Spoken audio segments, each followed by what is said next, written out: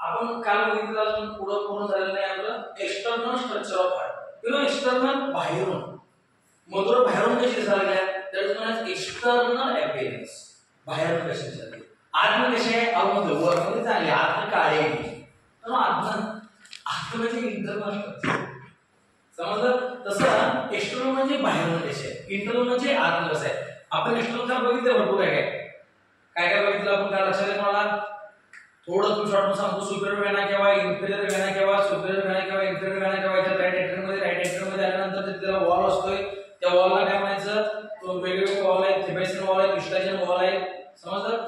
त्या ह्याचे Superior vena केव्हा आणि ह्याचे करोनरी आर्टरीचे वेनचे वॉल होते राईट एट्रियम नंतर हे कॉन्ट्रॅक्ट होते राईट एट्रियम कॉन्ट्रॅक्ट झाल्यानंतर ब्लड खाली जाते थ्रू द ट्रायस्पिड वॉल कुठे गेलं खाली खाली काय होतं राईट वेंट्रिकल होतं राईट वेंट्रिकल मधून ब्लड गेलं पल्मोनरी ट्रंक मध्ये तिथं होता सेम्युलर वॉल पल्मोनरी ट्रंक मधून कुठे गेलं पल्मोनरी वेन मध्ये गेलं फुफ्फुसाकडे फुफ्फुसामध्ये कुठे गेलं परत आलं हृदयाकडे थ्रू पल्मोनरी वेन कुठं आलं लेफ्ट एट्रियम मध्ये कुठे गेलं त्याला जे वॉल होते लेफ्ट एट्रियम मध्ये आलं खाली परत हे लेफ्ट वेंट्रिकल मध्ये वाया बायस्पिड वॉल तिथनं आल्यानंतर कुठे गेलं अवॉर्डात गेलं अवॉर्डला होता सेम्युलर वॉल अवॉर्डात पूर्ण बॉडीला लक्षात आलं एवढं तरी. मग आपण काय बघितलं पल्मोनरी ट्रंक जो पल्मोनरी ट्रंक तिथनं आपल्याला असा घेता त्या पल्मोनरी ट्रंकचं काय होतं मी काय करायला लागले जे मोठ्या होते दोघी जण त्या वेंट्रिकल मध्ये जाणार आहे वेंट्रिकल ह्या वेंट्रिकल मध्ये गेलं पल्मोनरी ट्रंक ह्या वेंट्रिकल मध्ये गेला अवॉर्डा पल्मोनरी ट्रंक आणि अवॉर्डा वेगवेगळे काढले. मग पल्मोनरी ट्रंक असं जातो नाही पल्मोनरीच्या वेन होते फुफ्फुसाकडे जाण्यासाठी हे तुम्हाला काय बोलू शकतो. राहिला विषय अवॉर्डाचा. ओके अवॉर्डा हे आहे असा अवॉर्डा आहे इथनं असं गेलं हे हृदय आपलं असं त्याला वळसा घातलं वळसावरून खाली आले वर गेलं त्याला म्हणलं आपण असेंडिंग अवॉर्डा असेंडिंग नंतर टर्न घेतला turn is known as arch turn घेतला परत खाली आले आर्च नंतर परत डिसेंडिंग अवॉर्डा समजलं. आता असेंडिंग तुम्हाला कळलं डिसेंडिंग तुम्हाला कळलं हा इथला आर्च आहे तो तुम्ही वेगळा काढला कारण आर्चला परत तीन फाटे फुटणार आहेत. तीन फाटे कुठे आहेत ब्रॅकिओसेफेलिक. ओके राईट साइडला कोण होतं ब्रॅकिओसेफेलिक लेफ्टला एक कोण आहे कॉमन कॅरोटिड कॅरोटिड म्हणजे मेरुदंड लक्षात आणि दुसरे आहे त्या क्लॅव्हिकलच्या घरून जाणार त्याला म्हणलं सब क्लॅव्हिकल किंवा सब क्लॅव्हिकल आता ब्रॅकिओसेफेलिक जी होती ती परत डिवाइड झाली दोन भागामध्ये एक गेली परत या हाताकडं कळत ह्याच्याकडनं लेफ्ट सब फ्लेवर आणि आहे ती वर गेली कुठे गेली कॉमन कॅरोटिड. समजलं तसं व्हिडिओ थांबू पाचवा समजलं चालू कर व्हिडिओ नको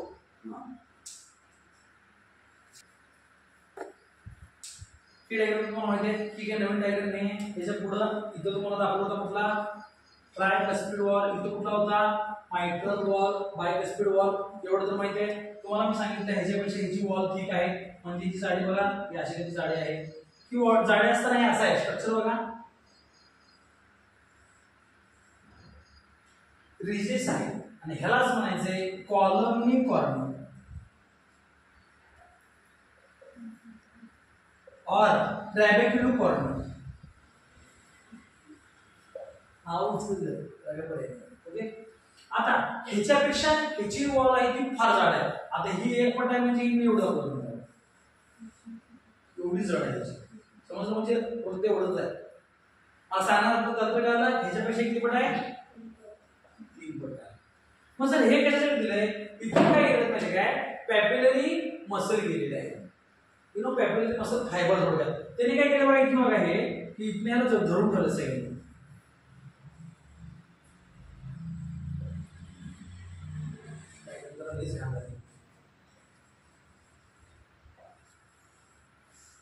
या सगळ्यांचं काम काय धरून ठेवले कुणाला वॉलला काय म्हणतो मी काय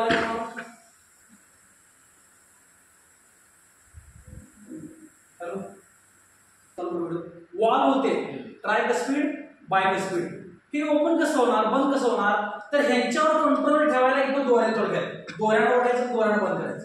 समजलं मी काय म्हणलोय. आता फॉर एक्झाम्पल बघा की मसल आहे ही मसल कॉन्ट्रॅक्ट झाली कॉन्ट्रॅक्ट मग काय होणार इकडं ओल्ड जाणार म्हणजे हे ओपन होणार समजा मी काय म्हणतो हे परत सोडलं परत तिथं बंद होणार. म्हणजे दोन वाक्य आपण लक्षात ठेवायचे, कॉलमनी कॉर्निंग आणि त्याचं नाव काय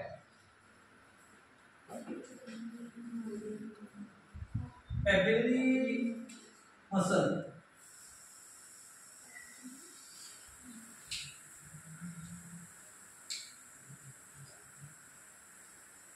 सॉरी कॉर्डिनेटर नाव आहे टेंडन तर काय झाले म्हणून कॉर्डिनेटर.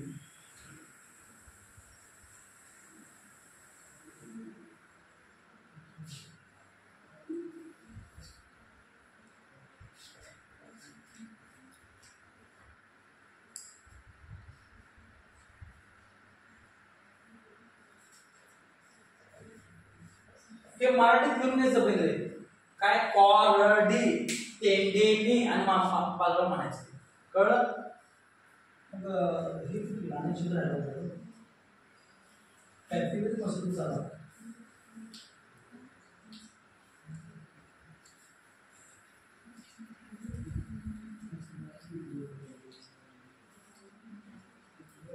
ऍक्टिव्हिटी पासून द्या आणि ते इंटरनॅशनल ना पहिलं नाव लिहून काढा काय काय मला सांगायचं आहे. कॉलमनी कॉर्नरबद्दल माहिती सांगायची आहे, कॉर्डिनेटरबद्दल माहिती सांगायची आहे, इतर तिथे देऊन सांगायचं आहे, ह्याच्याबद्दल देऊन सांगायचं आहे, इतर तिथे देऊन सांगायचं आहे, ह्याच्याबद्दल सांगायचं आहे. नावं सगळी इथनं काय आहे सुपर वेना केव्हा इतर वेना केव्हा इथं हे इथं वॉल आहे तिबेशन वॉल उत्तरजन वॉल सगळी नावं सांगायची. मी तुम्हाला काय सांगितलं कंबाईन सांगितलं काय सांगितलं एक्स्टर्नल आणि इंटरनल एकत्र सांगितलं कुठं क्लिअर द्यावं समजलं दोन्हीकडे तर आपण ते लिहू शकतोय आणि मेन नीटसाठी काय आपण नावं लक्षात ठेवायचं कळलं. आता दोन शब्द लक्षात येतात कोसा वावरले आणि फोरामिना वावरले सांगितलं काय त्या शब्दासाठी मी वेगळी डायग्राम काढतो. आता तुम्हाला मी काय सांगितलं रक्त कुठून येते सुपर वेना किंवा इन्फ्री वेना किंवा इथनं इथं इथनं इथनं इथून कुठं जाते फॉर एक्झाम्पल ह्या राईट व्हेंट्रिकल मधनं कुठं जाते लेफ्ट व्हेंट्रिकल वाया लंग्स बरोबर आहे लंग्स मार्फत. कसे जाते लंग्स कडे द्या ऑक्सिजन घेण्यासाठी चाललंय बरोबर ना कशासाठी चाललंय ऑक्सिजन घ्यायसाठी. आता मी तुम्हाला सांगतो लहान बाळ आहे लहान बाळ बाळ नाही एम्ब्रिओ आईच्या पोटातलं बाळ ओके लहान बाळ ऑक्सिजन घेते का ते बाहेर आहे ना आत आहे ना मग ते काय करते आईचं रक्त घेत असते कोणाचं आईचं रक्त. मग आईचं रक्त सगळं त्याचे सुपीरियर किंवा इथं आलं बरोबर आहे. हे आईचं रक्त कुठे गेलं परत इकडे गेलं इकडून कुठे जाणार फुफ्फुसाकडं. खरं फुफ्फुसानं ऑक्सिजन घेतलाय काय नाही घेतलं ऑक्सिजन कारण फुफ्फुस त्याचं चालूच नाही आहे तो कुठून ऑक्सिजन घेणार म्हणजे बाहेर नाही घेऊ ना बाहेर आल्याला फुफ्फुस चालू होते तर घेऊ कुठं आहे आतमध्ये बाळ ऑक्सिजन तर आहे काय नाही मग ते आईकडनंच घेतलेलं ऑक्सिजन त्याचं चालू आहे रक्तातनं. मग त्या राईट व्हेंट्रिकल मधनं लंग्स कडे जाणार लंग्स कडनं इथे येणार उपयोग आहे का जाऊन अजिबात उपयोग नाही कारण ऑक्सिजन घेतला जाणार नाही. मग कशाला बघून तिकडे जायचं इथनं तिकडे जाऊन तिकडे येण्यापेक्षा डायरेक्ट इथनं इकडे बायपास करायचं इथनं बंदच करायचं थोडं गेट बंद कशासाठी इथून तिकडे जाणार इकडून तिकडे ऑक्सिजन घेणार ऑक्सिजन तर घेणारच नाही बाळ त्यापेक्षा राईट एंट्री बाळामध्ये डायरेक्ट लेफ्ट एंट्री होत जाते त्याला काय म्हणायचं फोसा फोरामिना फोरामिना ओव्हॅलिस म्हणायचं काय म्हणायचं फोरामिना किंवा फोरामेन ओव्हॅलिस. फोरामिन छिद्र काय लक्ष द्या सांगणार तुम्हाला बरोबर समजलं माझं इथनं रक्त इथं जाणार इथनं इथं जाणार इथनं आवडला म्हणून सगळ्या लहान बाळाचे लहान स्वतः घेऊ गप्पा फक्त बंद राहणार आहे कारण ह्या कप्प्यात रक्त असते ऑक्सिजन घ्या ऑक्सिजन जाण्याचा काय उपयोग आहे तरी पण थोडंफार रक्त जाणार थोडा नाही असं नाही पण जास्त जाणार नाही. डायरेक्ट बायपास आहे ना बायपास मध्ये जाणार आपण सांगायला जायचे बायपास मध्ये उलगाव मध्ये जाणार जेसिंग मध्ये कुठे जाणार खरं ज्याला माहित नाही ते कुठे जाणार जेसिंग मध्ये त्यामुळे थोडेफार इथे जाणार तर जास्तीत जास्त तिकडे जाणार कळलं. आता बाळ काय झालं बाहेर आलं जन्माला त्यानं पहिला श्वास घेतला श्वास घेतल्या घेतल्या फुफ्फुस चालू काय झालं जेव्हा बाळ रडतंय रडल्या पहिला काय चालू होत असते फुफ्फुस आणि ही फुफ्फुस चालू झाल्यानंतर काय होणार मग हे रक्तात काय होणार इकडे जाणार, तिकडनं तिकडे जाणार. मग आता फुफ्फुस चालू झालंय आणि हे पण उपयोग आहे का? मग इकडनं घाण जाणार, इकडे परत लगेच श्वास तुम्ही पहिला घेतला, घेतल्या बंद. समजून काय म्हणावं म्हणजे मग थोडंफार फॉर एक्झाम्पल ही भिंत पडल्या, ही भिंत आपण परत गिलावा करून घेतली, हो जरा दिसते की दिसते, त्याला म्हणायचं फोसा ओव्हॅलिस. आता समजलं काय होतं फोसा ओव्हॅलिस? फोसा ओव्हॅलिस काय आहे? आपल्यामध्ये आहे. फोरामेना ओव्हॅलिस कोण होतं? लहान बाळात होतं. लहान बाळाचं छिद्र फोरामेना ओव्हॅलिस. आपलं मुजलंय फोसा ओव्हॅलिस. कळलं? मग कधी कधी हे मुजत नाही, कधी कधी, आणि त्या कंडिशनला म्हणायचं आमच्या लहान बाळाला छिद्र आहे. छिद्र प्रत्येकाला आहे, हो तुम्हाला सुद्धा छिद्र होतच. मग तुम्हाला होतं छिद्र? होतं. मला होतं काय? 100% होतं. आपलं छिद्र काय झालं? मुजलं आणि त्याचं रूपांतर कशामध्ये झालं? फोसा ओव्हॅलिस मध्ये. मग एक बाळामध्ये असं होऊ शकत नाही. त्याला काय कारण आहे ती वेगळी गोष्ट आहे. एक समजलं? आणि त्या कंडिशनला आपण म्हणतोय आमच्या लहान बाळाला छिद्र आहे. छिद्र नव्हतं. अरे म्हणतो माणसा छिद्र सगळ्यांना सुद्धा, तुझं छिद्र फक्त मोजलेलं नव्हतं. कळलं? मग त्याला ऑपरेशन करायचं आणि ते बंद करून टाकायचं. कळलं? किंवा कधी कधी काय डॉक्टर लोक सांगतात की हा हळूहळू जसं मोठं होईल तसं ते कमी होईल. किती ओपन आहे काय ते आपल्याला इको केल्यानंतर कळत असते. इकोनुसार ते डॉक्टर ठरवतात. आपल्याला फक्त लक्षात ठेवायचं फोरामेना ओव्हॅलिस आणि फोसा ओव्हॅलिस. समजलं? मग ऑपरेशन करायचं होतं या फोरामेना ओव्हॅलिस होत असतं. क्लिअर? Concept clear? आपण 4 शब्द हे इंट्रोडक्शन वेगवेगळे आहेत. पॉलिटेक्निकली कॉलमनी कॉर्नी आणि इकडे बघितलं तर फोसा ओव्हॅलिस आणि एव्हरीथिंग इज क्लिअर नाउ. सगळं वाचलं समजणार तुम्हाला? गुड. व्हिडिओ थांबवा. हे कंटेंट आहे जसे ती कडू लागते बघा, ते लोकांना आवडते म्हणते. ज्यांना आवडते ते खाऊ शकतात म्हणजे ज्यांना पेन पिरियडमध्ये कमी येते असं म्हणतात. त्या असलेल्या डॉक्टरमध्ये कंटेंट समजतं. आणि शुगर पण त्याच्यात कमी येते. ज्यांच्या घरात पडताना शुगर वगैरे आहे तुम्ही हे डार्क चॉकलेट खाऊ शकता. पायाला मुंग्या वगैरे शुगरमुळं त्या डार्क चॉकलेट कमी होत असते. त्याच्यामुळं केस नाही वाढ का काय नाच सोडायचं, सुपला सोडायचं. The heart acts as a main pumping organ of circulatory system. Pumping action is brought about by rhythmic contraction and relaxation of cardiac muscle of heart muscle. Cardiac muscle कुठे होत्या? काल आपण बघितलं एंडोकार्डियम, मायोकार्डियम आणि इपिकार्डियम. त्या endocardium मध्ये cardiac tissue, cardiac muscle होत्या. Sorry, myocardium मध्ये ह्या कार्डियक मसल होत्या, कार्डियक टिश्यू होतं. ह्याचं काम होतं कॉन्ट्रॅक्शन आणि रिलॅक्सेशन. जेव्हा हे हार्ट बघा, इकडे बघा कसं ते हार्ट असं दाबतंय म्हणजे कॉन्ट्रॅक्शन होते. दाबण्याला काय म्हणतात? असं मराठीत लिहून घ्यायचं, दाबणे, हार्ट दाबणे. पुढं कॉन्ट्रॅक्शन. कॉन्ट्रॅक्शनला दुसरं नाव आहे सिस्टोल. काय? दाबलेलं. आता बरेच स्पंजमध्ये पाणी आहे, त्या स्पंजच्या पाण्याला पण दाबलो काय होणार की कॉन्ट्रॅक्शन केलं, पाणी सगळं निघून जाणार. परत काय होणार? थोड्या वेळानं आपोआप स्पंज ऑन होते. म्हणजे काय होते? रिलॅक्सेशन. रिलॅक्सेशन म्हणा. Relaxation diastole, contraction systole, relaxation diastole. असं आपलं हृदय कंटिन्यू चालू असतं बघा. धक धक धक धक धक धक. कॉन्ट्रॅक्शन सिस्टोल दोन्हीच आहे. कंटिन्यू हे मिनिटाला 72 वेळा चालू आहे. किती वेळा? मिनिटाला. मग तासाला करा 72. मोबाईल तुमच्याकडे मिळाला देऊ शकता तासाला.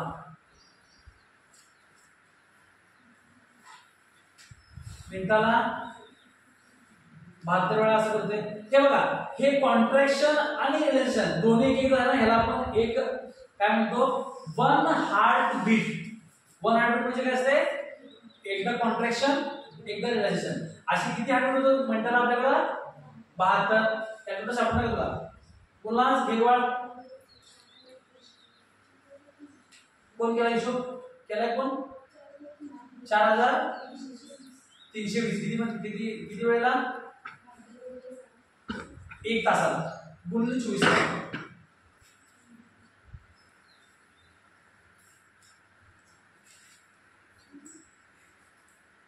60 गुणिले 72 करतो पहिला 30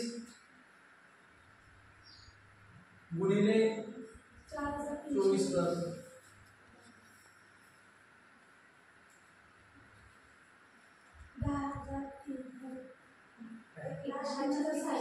म्हणजे एका दिवसाला आपण किती वेळा धूप झाले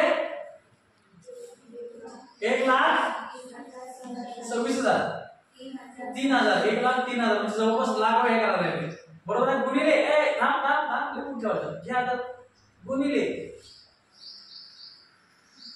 365 दिवस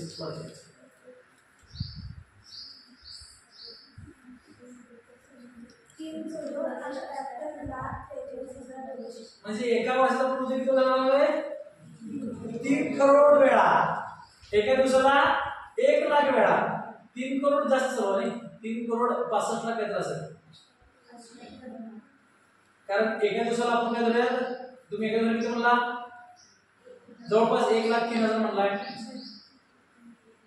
1,03,000 सोडून द्या आपण काय धरूया 1,00,000 धरूया दिवसाला 1,00,000 दिवसाला म्हणजे 345 किती होणार 3 करोड 65 लाख माझ्या हिशोबाने आपण मोठा हिशोब करावा बरोबर आहे आता गुणिले तुमचं वय किती आहे करा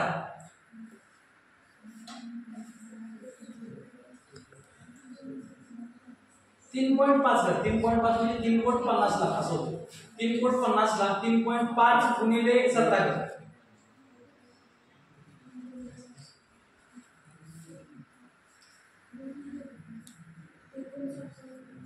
59.5 म्हणजे 59 करोड 50 लाख वेळा तुमच्या हृदयाने आतापर्यंत धडधडलेला आहे समजलं आणि अजून धडधडण्याचं तुम्हाला माहिती आहे कळलं म्हणजे पुढे थकत असेल की तुम्ही सांगायला मला रात्री काम हे घेऊन थकलोय तो थकतोय की नाही हृदय न थकता हृदय थकला की हार्ट अटॅक अन्न थकला की नदीवर जन्माला आल्यापासून चालू ते नदीवर पर्यंत चालू दॅट इज हृदय हाऊ ग्रेट इट इज न थकता न हे करता कंटिन्यू आपलं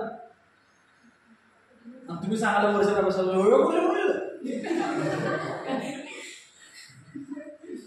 त्याला कुत्र मारायला लागले आणि वाढते कधी कधी हा मी मारायला लागलो आणि वाढते कधी कधी ते वेगळं झालं आपण म्हणजे हार्ट इज ग्रेट कळलं आपलं हृदय न थकता न काय आपण नाव ठेवता तुम्ही काय मटण खाल्लाय तरी त्या आईला मध्ये धरतेच चांगलं खायला लागलाय तरी धरतेच न थकता तेवढ्या स्पीडनं continue contraction relaxation systole diastole त्यामुळे हृदयाची पण काळजी घ्यायला पाहिजे कळलं 17 मे आज ते सॉरी आता महिना कुठं झालो 17 मे हा वर्ल्ड हायपरटेन्शन डे म्हणून साजरा केला जातो काय म्हणून वर्ल्ड हायपरटेन्शन म्हणजे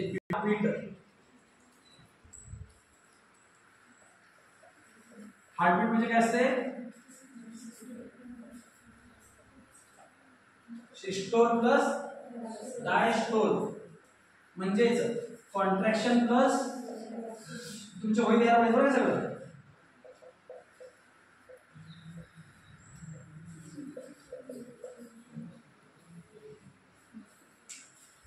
धडा हा एवढा महत्वाचा की नाही मी तुम्हाला सांगू शकत नाही एवढा इम्पॉर्टंट धडा आहे म्हणजे ह्या म्हणजे मी शिकवणार 2-3 धडे फार महत्वाचे असतात reproduction control coordination circulation human and disease that's it bio second 12चं म्हणजे तुमचं एक धडा झाला 20% अभ्यास 12चा धडा ह्याच्यात बाकीचे महत्वाचे नाहीत काय बाकीचे महत्वाचे फार कमी समजलं म्हणजे बायोसेकंड मध्ये बायोफोर्समध्ये परत इम्पॉर्टंट मीच घेणार आहे इम्पॉर्टंट कुठले जेनेटिक्स चॅप्टर मीच घेणार आहे बायोमॉलिक्यूल असेल हां बाकीचे जरा चॅप्टर इव्हॉल्युशन हे जरा लेस इम्पॉर्टंट मॅडम असेल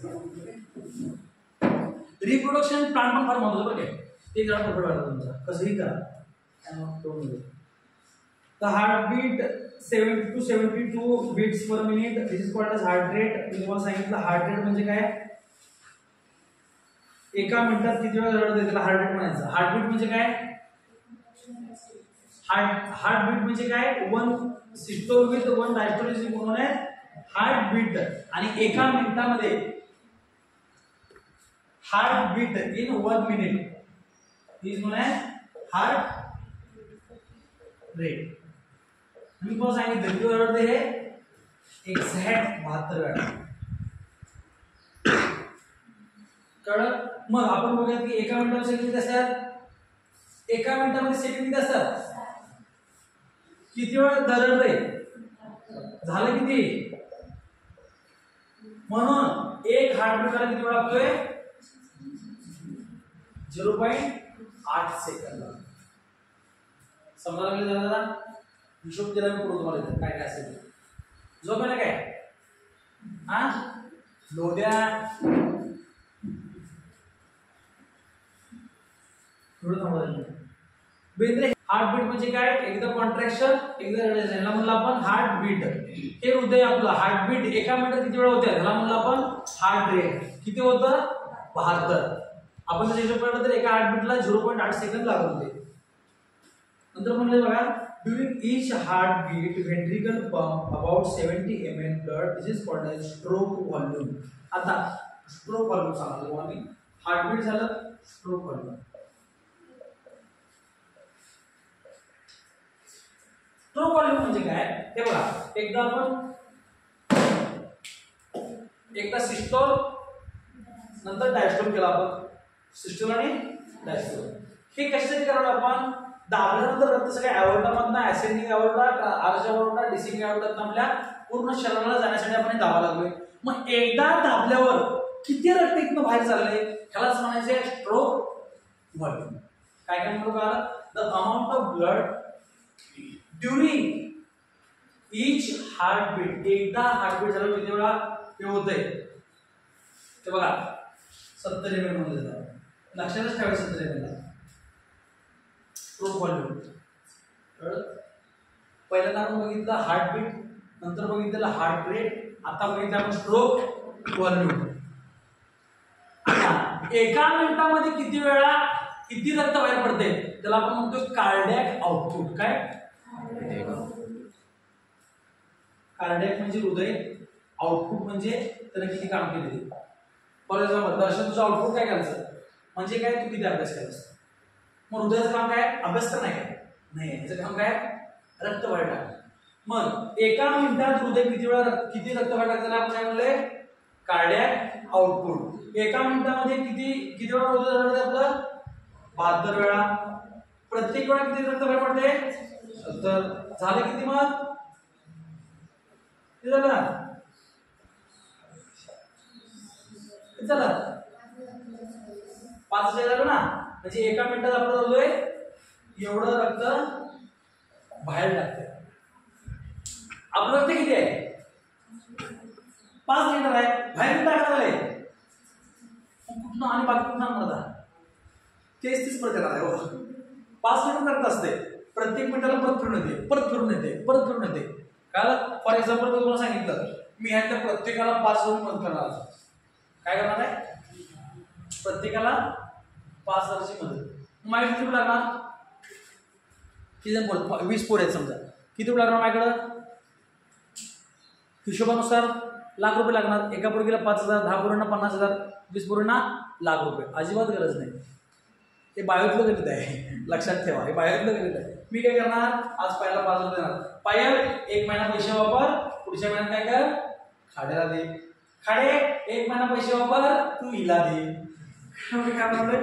5,000 रुपये होते माझ्याकडे. मी काय केलं? फक्त सगळ्यांची मदत करून टाकली. तिला काय सांगितलं? खाडे ह्या महिन्यात तुझं काही काम करू नको. पुढच्या महिन्यात तुला मदत करतो. तिला दिलं. तिच्या पुढच्या महिन्यात हिचं काम झालं. सगळ्यांचं काम होणार आहे. किती रुपयामध्ये?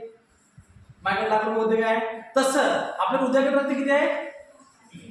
प्रत्येक मिनिटात 5 लिटर चालले करते. लक्षात ठेवा. परत येणार परत येणार. एका मिनिटात 5 लिटर. दिवसाला तास किती? एका तासात किती? 30 म्हणजे 300 लिटर झालं. म्हणजे 1 तासाला किती लिटर पेट्रोल करतात? हृदयाबरोबर रक्त टाकायला बाहेर 300 लिटर.